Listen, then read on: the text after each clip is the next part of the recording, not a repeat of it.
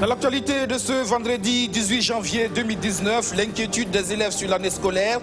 Plus d'un mois maintenant que les enseignants ne font plus d'évaluation, l'ASE, l'association des élèves scolaires de Ouagadougou, interpelle le gouvernement sur la mise en œuvre du protocole d'accord signé avec les syndicats d'enseignants. Les accusations portées par le Conseil national de la jeunesse contre le ministre de tutelle, le Dr Smaïla Ouedraogo, est accusé de boycotter les activités du CNJ et partant de saboter la promotion de la jeunesse burkinabé. Le secrétaire général du ministère en charge de la jeunesse est l'invité de 19h30. Sa réaction dans un instant. Bonsoir et bienvenue à tous. C'est une promesse tenue par le président du Faso, Roch Marc Christian Kaboré, le bitumage de la voie d'accès au musée de Maniga. Il avait promis en 2008, alors qu'il n'était que le président de l'Assemblée nationale, devenu président. Roch Kaboré le réalise 11 ans après. Les travaux de bitumage de la voie allant de la RN22 Ouagadougou-Kongoussi à l'un des plus grands musées du Burkina sont lancés. Longue de 4,52 km, cette route va coûter 1,81 milliard de francs CFA. Délai d'exécution, 6 mois. Les images et le commentaire sont signés Luc Pabelgem. Le musée de Maniga, créé depuis 1987 dans la commune rurale de Ourou-Maniga, dans la région du plateau central, est un site touristique qui fait la renommée du Burkina Faso. 32 ans après sa création, il n'y a pas de voie d'accès digne de ce nom pour y convoyer les visiteurs. Par saison, le site est coupé du monde. Pourtant, ce ne sont pas les démarches du promoteur, Maître Frédéric Titenga Passéré, Naba Panantouri, chef de Maniga, qui ont fait défaut. En effet, l'homme de culture, de lettres et de droit a plaidé sa cause devant nombre de présidents du Faso, de premiers ministres et de ministres d'infrastructures et d'autres autorités sans succès. Ce 18 janvier 2019, c'est une bonne nouvelle qui accueille les populations de Maniga. Les 4,52 km allant de la route nationale 22 Ouagadougou-Kongoussi au musée de Maniga seront bitumés dans 6 mois. C'est une grande joie, justement, du fait de cette promesse tenue, parce que, comme vous l'avez entendu, c'est une route qui a été attendue et longtemps attendue. Je cite le maire de Maniga, et je crois que le bitumage de cette voie d'accès au musée de Maniga est un symbole fort, non seulement de la poursuite du désenclavement de notre pays, désenclavement des zones de production, désenclavement des centres socio-économiques de base, désenclavement des marchés, désenclavement des sites touristiques, mais aussi un symbole fort qui montre que le Burkina Faso reste un pays ouvert, un pays riche dans sa culture. Les travaux de bitumage vont coûter 989 739 750 francs CFA et le contrôle 91 361 500 francs CFA, soit un coût total de 1,81 101 250 francs. Des plantations d'arbres, la construction de 1000 mètres de murs de clôture pour écoles sont aussi prévues. L'entreprise TSR GTI assure les travaux. Je crois que nous ne sommes pas novices dans ce domaine, puisque nous avons l'habitude de ce type de projet d'urgence, comme en témoigne l'indépendance, la route du défilé de Gawa, que nous avons bitumé dans un délai très très court et dans les règles de l'art. Donc je peux vous rassurer que ce projet, c'est un enjeu, certes, un enjeu que nous allons le réussir avec la même technicité que nous l'avons fait dans les autres projets.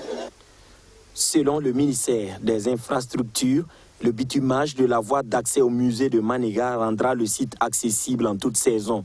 Le projet vise également à sauvegarder et à valoriser le musée, considéré comme un des plus grands patrimoines culturels et touristiques du Burkina Faso. Vous êtes à Ouagadougou à partir de ce jeudi et ce jusqu'au 20 janvier prochain. Vous pouvez faire un tour à la médiathèque municipale pour admirer et encourager le savoir-faire des associations de la ville de Ouagadougou. Elles y tiennent la première édition de leur foire commerciale. Rémi Lambert-Nibier.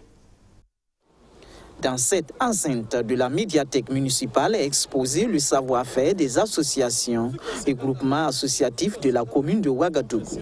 Des objets d'art, mais aussi des offres de prestations de services divers et de produits sanitaires. C'est la première édition de la foire communale des associations de la ville de Ouagadougou. Nous avons pensé que cette activité pouvait permettre de donner un espace aux différentes associations de la ville qui vont pouvoir se côtoyer et rivaliser sur les domaines de compétences de chacun d'eux et pouvoir, n'est-ce pas, participer au développement de notre ville. Faisant le tour des stands tout à l'heure, on s'est rendu compte qu'il y a beaucoup d'associations qui font de la sensibilisation, qui font de la formation, mais si nous ne leur donnons pas un espace pour s'exprimer, la population ne le saurait jamais.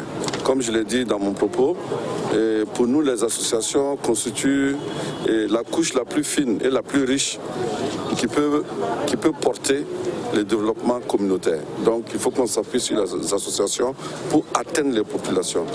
Une centaine d'associations ont donc saisi cette tribune de promotion pour se faire valoir. C'est également l'occasion pour elles de tirer profit de l'expérience de la vie associative de chacune d'entre elles. Bon, je pense que nous sommes pétris d'expérience et toutes les associations présentes ce matin, vraiment, si vous faites le tour des stands, vous allez voir que c'est des associations vraiment qui ont des expériences de plus de 5 ans, 10 ans, et que nous allons en tout cas avoir des échanges entre nous, associations, et vraiment chacun va partager son expérience et que cela va bénéficier à tout le monde. Cette première édition se déroule jusqu'au 20 janvier et se tient sous le thème Place et rôle des associations dans la mise en œuvre du programme de mandat du conseil municipal.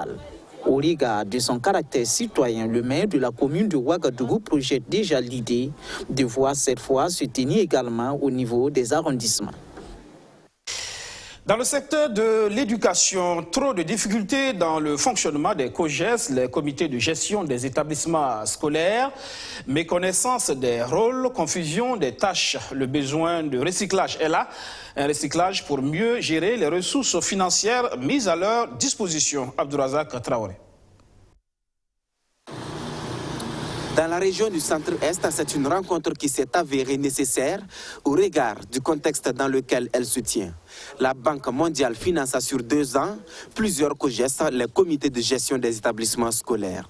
L'idée, c'est d'assurer leur structuration et leur fonctionnement au grand bonheur des écoles burkinabè qui seront les premières bénéficiaires. Il y a donc des millions de francs CFA à gérer. Le bailleur de fonds étant exigeant, l'heure est à la mise à niveau des membres COGES. Nous sommes arrivés à la phase où les COGES vont recevoir donc des ressources pour la mise en œuvre des plans d'amélioration scolaire. Et il était normal qu'on s'accorde avec ceux qui vont exécuter ces plans-là sur les procédures qui sont éligibles, comment les biens peuvent être acquis, et comment les pièces doivent être présentées, quels sont les formats de rapportage, etc. Donc il était indispensable que nous ayons cette rencontre-là pour permettre à ceux qui vont gérer ces ressources d'être vraiment à l'aise pour appliquer les procédures que nous proposons. À la direction régionale en charge de l'enseignement secondaire du Centre-Est, un seul message, être rigoureux dans la gestion des ressources. Il était vraiment nécessaire qu'on recycle et qu'on puisse attirer leur attention sur les techniques de gestion qui ne doivent pas être des techniques différentes des techniques de gestion des fonds de l'État. Parce que ce n'est pas parce que c'est des fonds d'un bailleur qu'il faut délapider. Il faut gérer ça avec efficacité et avec efficience. Les participants, eux, attendaient ce recyclage avec impatience.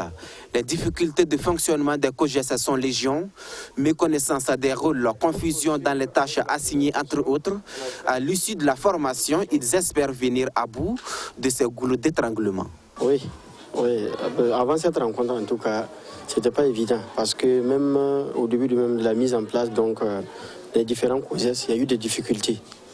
Voilà, donc cette rencontre vient à point nommé pour un temps soit peu, en tout cas au fil du temps, qu'on puisse minimiser effectivement les difficultés que nous allons rencontrer en tout cas au cours donc, de l'exécution de l'activité là. Au total, le recyclage concerne 2732 personnes issues des lycées et collèges de 5 régions. Pour la séance de la région du Centre-Est, elle regroupe environ 70 membres de COGEST ce 17 janvier à Tinkodogo. Quant aux autres régions, à savoir l'Est, le Nord, le Centre-Est et le Plateau central, les rencontres se tiendront dans chaque chef-lieu de province. Informe le cadre de concertation des ONG et associations actives en éducation de base au Burkina Faso, structure organisatrice. L'école burkinabé qui est en crise, pas d'évaluation depuis quelques temps entre gouvernement et syndicats, c'est un bras de fer engagé, même si des négociations sont ouvertes sur la mise en œuvre du protocole d'accord qui coince l'AESO, l'association des élèves et scolaires de Ouagadougou, s'en inquiète. Elle craint une année blanche. Abdourazak Traoré. Depuis le 3 décembre 2018, toutes les formes possibles d'évaluation sont suspendues dans les établissements scolaires burkinabés. Une réaction de la coordination des syndicats de l'éducation pour protester contre la lenteur du gouvernement dans la mise en œuvre du protocole d'accord signé entre les deux parties. Les négociations se poursuivent, dit-on, au niveau de l'État, mais le constat est là, les élèves ne sont pas évalués alors que l'année scolaire, elle, évolue. Les élèves redoutent une année blanche. C'est une situation qui ne permet pas de savoir si en fin d'année, je vais aller en classe supérieure ou je ne vais pas aller en classe supérieure. Cette même situation, elle fait planer des menaces d'une année blanche sur le système éducatif. Nous assistons inexorablement vers une année blanche. Et ça ne c'est pas bon du tout pour nous, les élèves, pour même les enseignants, pour le gouvernement et pour le peuple burkinabé. Si le protocole d'accord piétine, c'est la faute au gouvernement, lâche l'association des élèves du secondaire de Ouagadougou. Il était temps pour nous que nous appelions d'abord, en premier temps, l'autorité à respecter. Parce qu'une autorité, quand on dit je fais, je fais.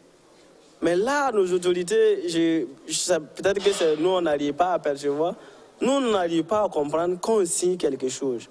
On dit, et puis on appelle ça protocole d'accord, c'est-à-dire les deux parties sont d'accord sur le principe. On est d'accord sur quelque chose et on arrive à l'application et une partie dit « Ah non, moi, c'est pas ce que moi j'avais dit ». Nous, on n'arrive pas à comprendre. Et ça, c'est nos autorités. Nous, en tant qu'élèves, on observe ça donne quoi comme leçon? Pas donc étonnant d'apprendre que les enseignants bénéficient du soutien total de l'AESO dans leur lutte. Notre système éducatif a mal, véritablement mal. Parce que quand vous voyez que dans un établissement, on peut atteindre 100 élèves dans une classe, 120 dans une classe, c'est pas possible.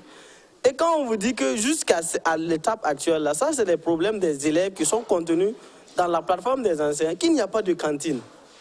Il n'y a pas de cantine dans aucun établissement de la ville de Ouagadougou, il n'y a pas de cantine fonctionnelle. Quand on dit qu'il y a des élèves toujours dans cette ville de Ouagadougou, dans ce Burkina qui n'ont pas d'enseignants. Donc nous savons que le système éducatif a mal. Des assemblées générales éclatées sont prévues dans les établissements du Burkina afin de recueillir l'avis des élèves quant à la suite de la lutte. Mais d'ores et déjà, l'AESO menace de hausser le ton si le gouvernement ne change pas de fusil d'épaule. À noter que plusieurs manifestations ont déjà été constatées dans les régions pour exiger la reprise des évaluations. Invité de ce 9h30, le secrétaire général du ministère de la Jeunesse, de la Formation et de l'Insertion professionnelle, Larba Christian Darankoum. Avec lui, nous parlons d'un autre bras de fer entre le ministre et le CNJ, le Conseil national de la jeunesse. Le CNJ qui accuse le ministre de bloquer son fonctionnement et par conséquent d'être un obstacle à la promotion de la jeunesse. Que se passe-t-il exactement? Eh bien, le secrétaire général du ministère est sur le plateau du 9h30. Bonsoir, monsieur Darankoum. Bonsoir. Merci de répondre à notre invitation. C'est quoi exactement le problème entre le ministère et le Conseil national de la jeunesse? Ok, je voudrais d'abord en tout cas dire merci pour cette invitation et dire qu'il n'y a pas véritablement un bras de fer entre le ministère et le Conseil national de la jeunesse, vu qu'au niveau du ministère, notre raison d'être, c'est véritablement œuvrer à l'épanouissement socio-économique de la jeunesse. Et nous sommes au service de la jeunesse au niveau du ministère, à commencer par le premier responsable qui est le ministre et toute son équipe. Donc il n'y a pas de bras de fer, c'est juste des incompréhensions. Et cela, nous sommes là aujourd'hui véritablement pas pour polémiquer sur la question, mais restituer les choses telles qu'elles sont pour que l'opinion nationale, la jeunesse qui nous suit, puisse effectivement savoir de quoi il s'agit. Et de quoi il s'agit concrètement, cela remonte effectivement au processus de renouvellement du Conseil national de la jeunesse. Processus dans lequel le ministère effectivement a accompagné jusqu'à ce que les acteurs puissent se doter d'un code électoral qui a été adopté par les jeunes lors d'un atelier effectivement qu'ils ont organisé à Kaya. Et ce code électoral prévoyait que l'on mette en place les structures du CNJ de la base jusqu'au sommet pour effectivement avoir de la représentativité, avoir un bureau national qui puisse avoir toute la légitimité pour agir. Donc au niveau communal, on met en place des bureaux communaux, les bureaux communaux se retrouvent au niveau provincial pour mettre en place des bureaux provinciaux, les bureaux provinciaux se retrouvent au niveau régional pour mettre en place des bureaux régionaux, et les bureaux régionaux se retrouvent pour mettre en place le bureau national. Partant de cela, le bureau qui sera issu a un mandat effectivement, et j'allais dire légitime, de la jeunesse pour agir à son nom. À notre grand étonnement, il y a eu dans le processus, il y a eu des irrégularités. Et nous avons opté en tant que ministère de surseoir effectivement au processus qui était en cours pour mieux accompagner. Vous avez retiré du processus? Nous nous sommes effectivement retirés du processus lorsque des irrégularités ont été signalées. C'est quoi ces irrégularités? Bon, c'est dans l'enrôlement, parce qu'il y avait un processus bien clair d'enrôlement et nous avons, au cours de l'enrôlement, des gens se sont enrôlés hors du cadre qui a été mis pour l'enrôlement. Des gens se sont enrôlés directement auprès d'individus, ainsi de suite. Donc ça pose un problème par rapport à une liste électorale fiable. Et à notre grand étonnement, on nous a fait comprendre que le CNJ se réunit au stade du 4 août pour renouveler donc son bureau. Nous avons dit soit, dans tous les cas, le CNJ est une organisation donc régie par la loi 064. Elle peut effectivement se réunir pour renouveler ses instances sans peut-être... Sans informer le ministère? Donc nous avons été informés que le CNJ se réunit pour renouveler les instances. Alors, sans suivre le processus qui avait été arrêté conformément au code électoral. Nous avons tout simplement dit, à l'issue effectivement du renouvellement de ce bureau, que vu que le code électoral n'a pas été respecté, à partir du moment où ceux qui se sont réunis ne sont pas des mandataires de la base pour venir se réunir et puis mettre en place un bureau dans lequel la jeunesse burkinabé devrait se reconnaître, nous ne pouvons pas reconnaître le bureau du CNJ comme étant un bureau représentatif de la jeunesse burkinabé. Nous n'avons pas dit, nous ne reconnaissons pas le CNJ parce que nous n'avons pas compétence pour reconnaître les associations. C'est le ministère en charge de l'administration territoriale. Mais en tant que ministère en charge de l'encadrement de la jeunesse, nous ne reconnaissons pas le CNJ comme étant un interlocuteur, un représentatif de la jeunesse burkinabé, donc comme étant un interlocuteur. Parce que nous avons besoin d'un interlocuteur avec qui, lorsque nous dialoguons, nous devons pouvoir sentir que nous dialoguons avec la jeunesse burkinabé. Ce n'est pas le cas ici. Pour vous, ce bureau-là n'est pas légitime? Pour nous, le bureau n'est pas légitime parce que le bureau devrait être mis en place par, effectivement, les jeunes qui se regroupent depuis la base pour élire leurs représentants, et cela en cascade jusqu'au niveau national. Vous ne pouvez pas mettre en place un bureau au niveau national pour maintenant aller mettre des structures déconcentrées. La légitimité vient d'où? Quand vous voulez agir au nom de quelqu'un, c'est l'intéressé de vous donner un mandat. Donc c'est un peu la pyramide inversée. C'est la pyramide inversée. Et en tant que ministère en charge de l'encadrement, de l'organisation et de l'éducation, de la responsabilisation de la jeunesse, si nous accompagnons de telles choses, c'est comme si nous étions en train de nous compromettre et compromettre même une organisation durable de la jeunesse au Burkina. Et quelle est la solution finalement palliative que vous avez trouvée, puisqu'il faut bien un Conseil national de la jeunesse? Oui, il faut bien un Conseil national de la jeunesse, et je dois dire que l'absence même d'un Conseil légitime, représentatif de la jeunesse, nous peine beaucoup parce que ça nous met en difficulté en termes de représentation lorsqu'effectivement nous voulons nous adresser à la jeunesse ou lorsque nous voulons effectivement que des jeunes aillent représenter les jeunes hors du pays. Nous avons proposé effectivement une solution, et je dois dire que ça, ce n'est pas le ministère. Il a été mis en place une commission composée d'organisations de la société civile accompagné maintenant par des cadres du ministère de l'administration territoriale et des cadres du ministère pour mener la réflexion et faire une proposition pour qu'on ait une structure fêtière de la jeunesse suffisamment représentative. Vous avez voulu mettre en place un autre cadre que... Pas un autre cadre. Pas un autre cadre. Mettre en place une structure fêtière représentative de la jeunesse pour une structure dont le bureau aurait effectivement toute la légitimité. Pas une autre structure. Est-ce que là, ce n'est pas plutôt une volonté, comme l'ont dit les membres du bureau, donc du conseil, qui a fait sa sortie, est-ce que ce n'est pas plutôt une volonté d'imposer les hommes? Non, loin de là, parce que si vous prenez ce qui avait été arrêté par le cours électoral et que nous demandons à ce qu'on suive, c'est pour mettre en place des structures en cascade depuis la base jusqu'au sommet. Et comment voulez-vous qu'on puisse imposer des hommes lorsque des jeunes doivent se réunir depuis le niveau communal pour élire au niveau provincial, élire au niveau régional jusqu'au niveau régional. C'est quand on veut, si l'on voulait imposer des hommes, ce qui s'est passé était la meilleure façon pour nous d'imposer des hommes. Puisque là, c'est par cooptation, on appelle les associations, on se réunit et on met en place un bureau. C'est plus simple que lorsqu'on veut passer par des élections depuis la base jusqu'au sommet. Ça, il faut le dire. Nous, notre souci, c'est d'avoir un bureau, une structure fêtière dont le bureau, effectivement, se sent suffisamment légitime. Nous avons reçu le président du CNJ après le renouvellement du bureau. Nous l'avons expliqué. Je l'ai reçu personnellement, le ministre l'a reçu. Je l'ai expliqué pourquoi nous ne reconnaissons pas le CNJ comme, effectivement, une structure représentative de la jeunesse burkinabé. En son temps, lorsque nous avons échangé, effectivement, le problème se posait parce que vous n'avez pas reçu mandat de la base. Et ce jour-là, ensemble, on a reconnu qu'il y a un problème de légitimité. Ce qui est tout à fait juste. Ce qui est tout à fait juste. Aujourd'hui, lorsqu'on nous reproche de ne pas envoyer des membres du CNJ à l'étranger, ou d'envoyer des jeunes proches du ministre. Représenter le... Non, ce n'est pas ça. Ce n'est pas vrai? Ce n'est pas vrai. Et depuis, nous n'avons jamais envoyé un seul jeune représenter la jeunesse burkinabé à l'étranger. Ça, il faut qu'on se le dise. Mais est-ce que là, justement... J'explique. Il y a eu une invitation pour un forum au Niger, étant entendu que nous n'avons pas la possibilité de désigner un jeune qui puisse effectivement représenter la jeunesse burkinabé, nous n'avons pas agi et nous n'avons pas envoyé quelqu'un, contrairement à ce qui est dit. Pour ce qui est de la Côte d'Ivoire, dont on dit qu'on a invité la jeunesse et qu'on a envoyé donc un cadre du ministère, il n'y a pas... En lieu et place de la jeunesse. Ça aussi, c'est pas vrai. J'ai l'invitation du ministre ivoirien à son homologue burkinabé ici, qui l'a invité en tant qu'invité d'honneur pour les États généraux, parce qu'il avait été aussi invité par notre ministre en 2017. Il devait même animer un panel au cours de ces États généraux. Il n'a jamais été question d'inviter un jeune. Et le ministre devait aller avec son directeur de la communication. Le directeur de la communication l'a dévancé et lorsque le ministre s'apprêtait pour voyager, il a eu une contrainte et c'est le directeur de la communication, effectivement, qui a suivi les États généraux.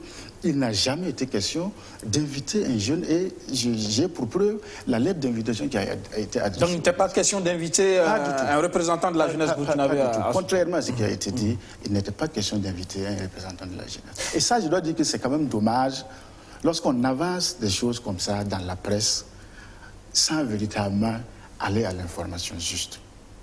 Nous étions tous étonnés qu'on nous dise qu'on devait envoyer un jeune en Côte d'Ivoire et qu'on ne l'a pas fait. Ça, c'est pas vrai. Mais je le dis aujourd'hui, même si c'était le cas, à partir du moment où la légitimité du bureau actuel du CNJ pose problème, nous ne pouvons pas envoyer un jeune représenter la jeunesse burkinabé. Parce que ça s'apparente à de l'usurpation. À l'étape actuelle des choses, est-ce que justement vous n'êtes pas en train de priver la jeunesse burkinabé de cadre justement de leur promotion à partir du moment où vous ne voulez pas reconnaître ce bureau qui est là, mais en même temps, il y a des possibilités pour la jeunesse burkinabé d'être représentée dans des rendez-vous au niveau international, mais on n'a pas de représentants. Non, et je voudrais dire quelque chose. D'abord, lorsqu'on parle de représentation à l'étranger, le CNJ n'est pas là pour effectuer simplement des missions à l'étranger. Ça, il faut qu'on se le dise. Le CNJ a un rôle beaucoup plus noble que de voyager pour représenter la jeunesse à l'étranger. Mais je dois dire quelque chose. Nous ne sommes pas... Aujourd'hui, lorsque vous parlez de la jeunesse, nous privons la jeunesse burkinabé de pouvoir se représenter à l'étranger. Vous parlez de quelle jeunesse ? lorsque des individus, aujourd'hui, lorsque des individus se réunissent pour créer et dire qu'ils représentent la jeunesse, si nous les accompagnons dans ce sens-là, nous-mêmes nous serons en train de faillir à notre mission d'encadrement au niveau du ministère. Et nous ne nous privons pas parce que ça ne veut pas dire que parce que nous ne connaissons pas le CNJ, il n'y a pas un travail qui se fait pour avoir une structure qui puisse représenter valablement le conseil. Est-ce qu'il ne faut pas véritablement ouvrir un dialogue avec ces jeunes pour voir dans quelle mesure, effectivement, rectifier le tir? Non, nous ne sommes pas fermés au dialogue. Comme je l'ai dit, il y a toute une dynamique qui est en cours.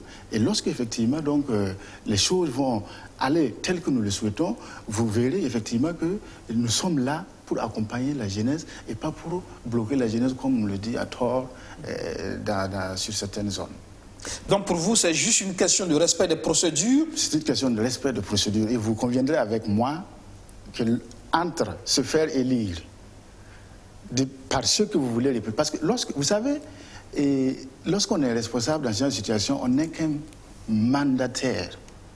Et pour être mandataire, il faut qu'effectivement, ceux que vous voulez représenter puissent effectivement vous élire. Vous ne pouvez pas aujourd'hui vous réclamer représentant de la jeunesse si les jeunes même ne sont pas organisés depuis la base pour dire oui, nous sommes d'accord pour qu'un tel puisse parler à notre nom. En ce moment, on est en train, en réalité, d'usurper, j'allais dire, la voix de la jeunesse. Mais comment se fait-il que l'administration territoriale a reconnu justement ce bureau? Oui, vous savez, c'est une procédure de création d'association. Le CNJ n'est pas autre chose qu'une association qui est régie par la loi 064. Lorsque les instances se réunissent, on produit le procès verbal, les statuts et le règlement intérieur. Si c'est conforme à la loi, le ministère de l'administration territoriale reconnaît la structure en tant qu'association. Maintenant, en tant que structure qui représente la jeunesse de Burkina Faso, là, ce n'est pas l'administration territoriale. L'administration territoriale n'a pas écrit sur le récépissé que le CNJ représente la jeunesse de Burkina Faso. Mais nous, en tant que ministère en charge de la jeunesse, nous disons que le CNJ, nous ne disons pas que nous ne reconnaissons pas l'existence du CNJ, puisqu'il y a un document officiel de reconnaissance d'existence. Mais nous disons que le CNJ n'est pas un interlocuteur en tant que représentant de toute la jeunesse burkinabé. La nuance est nécessaire. D'accord. Alors finalement, parce qu'il semble dire qu'il y a eu aussi des soucis avec le Rojalnu entre-temps, du coup on se demande, est-ce que ce n'est pas justement le ministère le problème? Oui, effectivement, lorsqu'on ne va pas à l'information, on peut penser que le problème est au ministère. Mais il faut suivre un peu les choses pour comprendre que lorsque vous voulez effectivement assumer pleinement votre rôle d'éducation, d'encadrement et d'organisation de la jeunesse, et face à une certaine catégorie donc, de la jeunesse, vous ne pouvez qu'être à un moment donné dans des situations de ce genre où on pense que c'est vous qui êtes le blocage, alors qu'en réalité, c'est tout simplement souvent un refus de ces jeunes-là de respecter leurs propres textes, leurs propres procédures. Et nous sommes là pour les amener, effectivement, pour les accompagner à respecter ce qui doit être respecté. Et c'est en ce moment-là qu'on sera en train de forger une jeunesse pour l'avenir de ce pays. Mais si nous voulons, on ne peut pas aller dans le sens, même un père de famille ne va toujours pas dans le sens de ce que ses enfants lui disent. Pas parce qu'il n'aime pas ses enfants, mais parce qu'il veut que ses enfants soient effectivement des hommes de demain. Et si nous jouons au jeu pour qu'effectivement on nous applaudisse à tout moment, nous risquons effectivement de ne pas servir la jeunesse et de ne pas servir ce pays-là. Voilà pourquoi on peut avoir l'impression que nous sommes en train de créer des problèmes. C'est pas ça. Alors, pour terminer, comment régler ce problème-là, justement, pour permettre à la jeunesse burkinabé d'avoir ce cadre? Et nous avons la solution et vous aurez l'occasion, effectivement, dans les prochains jours, de connaître cette solution-là.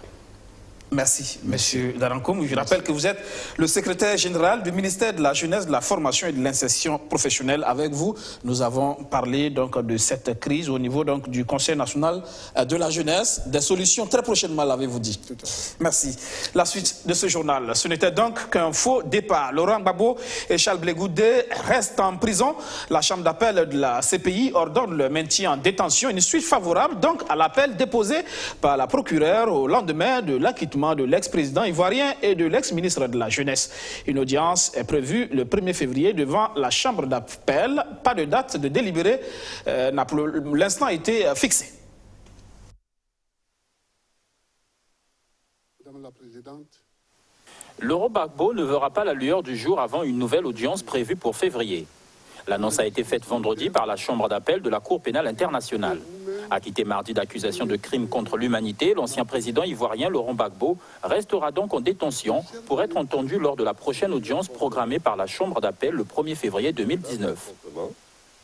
La détention de M. Laurent Gbagbo et de Charles Blé Goudé sera maintenue en attendant l'examen de l'appel du procureur sur leur mise en liberté, ont décidé les juges à la majorité.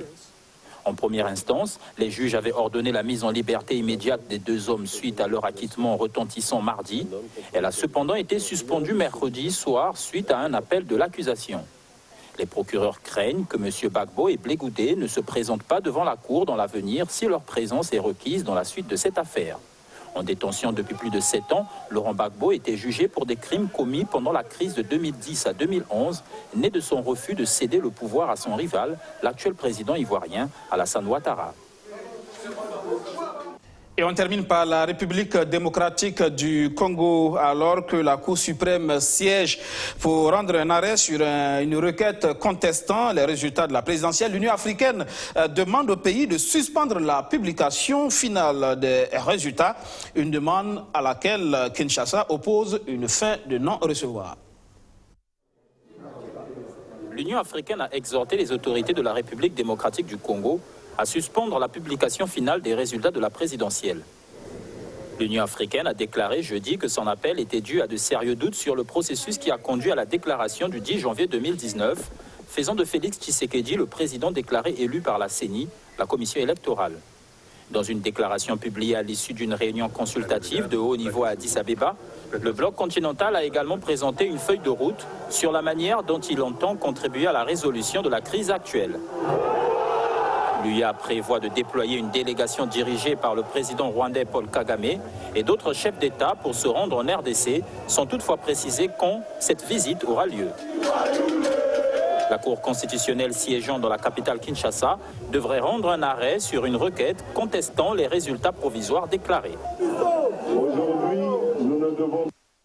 C'est la fin de cette session d'information. Merci de l'avoir suivi. Restez avec nous. 20h15, le JT Moré avec Eric Soudré. Et puis, à 21h, le sport avec John William Somda et Madizongo. Bonsoir.